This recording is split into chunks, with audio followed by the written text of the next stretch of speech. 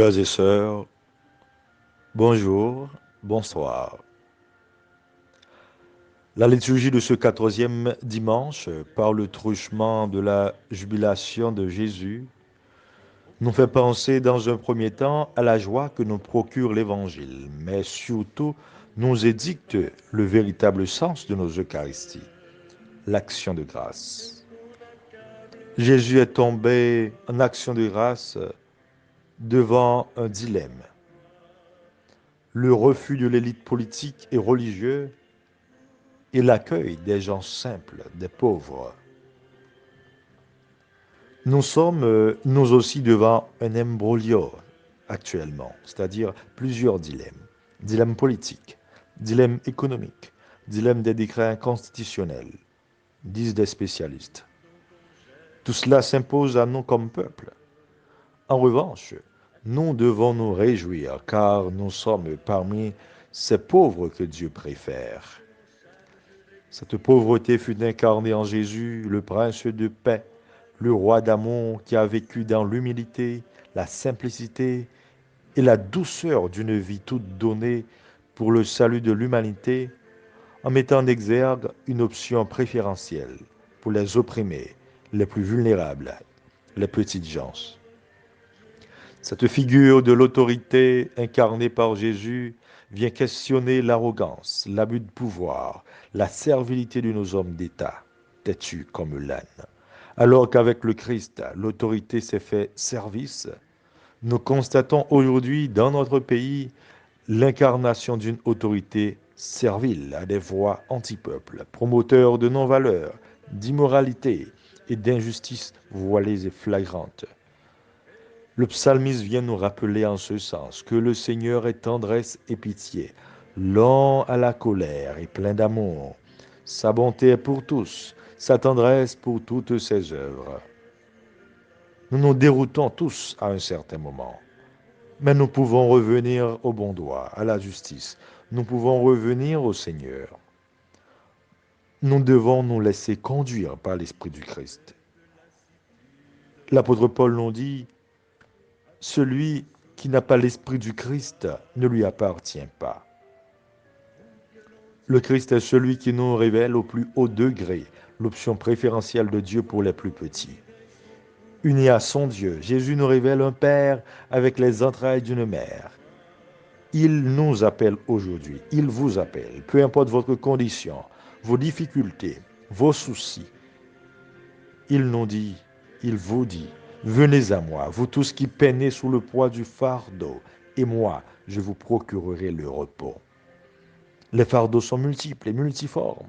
L'insécurité alimentaire, l'insécurité physique, la faim, la misère, les décrets inconstitutionnels, la violence policière, l'ovation des gangs armés. Jésus s'adresse à nous qui nous sentons et qui sommes fragiles et vulnérables devant les réalités submentionnées. Surtout en face de ceux qui savent tout, qui ne doutent de rien et surtout pas d'eux-mêmes, qui se comportent en maître et seigneur. Il nous parle, nous qui accueillons avec joie celui qui passe au milieu de nous en faisant le bien. Frères et sœurs, nous sommes maintes fois trop pleins de nous-mêmes. Nous laissons très peu de place à Dieu. Ce qui est renversant par contre, Dieu s'est fait pauvre, doux et humble. Nos mythologies et nos anthropomorphismes nous présentent un Dieu sur un trône, un Dieu lointain. Jésus, Dieu fait homme, bouscule nos conceptions, nos représentations de Dieu. Et la COVID-19 nous parle. Nous qui étions attachés à un Dieu présent dans un bâtiment, une enceinte, ou donné par un ministre. Elle vient nous apprendre que c'est dans nos faiblesses que Dieu se manifeste. Il met sa force dans ces dernières. Il déploie sa puissance dans la faiblesse et sa force dans la douceur. Il est là au cœur de nos vies, alors que nous sommes en processus de déconfinement. La pauvreté d'esprit, l'humilité est un chemin obligé, car nos sciences peuvent servir d'obstacle à la grâce de Dieu dans notre vie. Le refus des scribes et des pharisiens, de l'élite d'une part, et d'autre part, L'accueil des pauvres et des gens simples affine et clarifie l'option préférentielle de Jésus. C'est à partir de cet échec qu'il laisse monter ce chant de louange. Père, Seigneur du ciel et de la terre, je proclame ta louange, ce que tu as caché aux sages et aux savants, tu l'as révélé aux tout petits. Frères et sœurs, nous cherchons si souvent les bonnes grâces des grands de ce monde.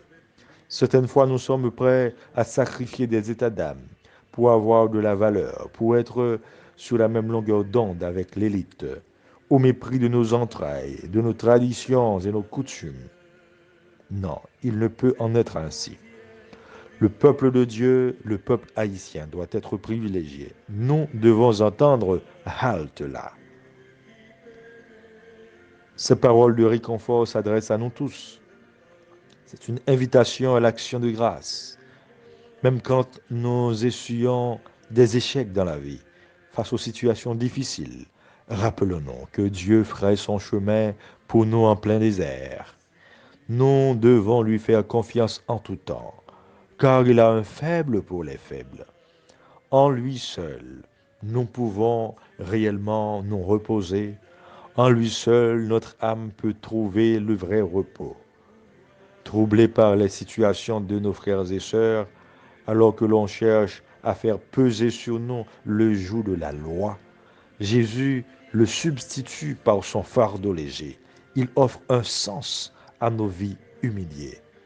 Bien qu'il ne supprime pas la fatigue, les larmes et le sang, il nous donne de pouvoir les lui offrir. Il accepte de rejoindre notre condition méprisée pour la refaire de l'intérieur et tracer un sentier qui sera celui de la liberté et de la dignité des enfants de Dieu. Prions à cette intention, qu'il en soit ainsi pour chacun de nous. Amen.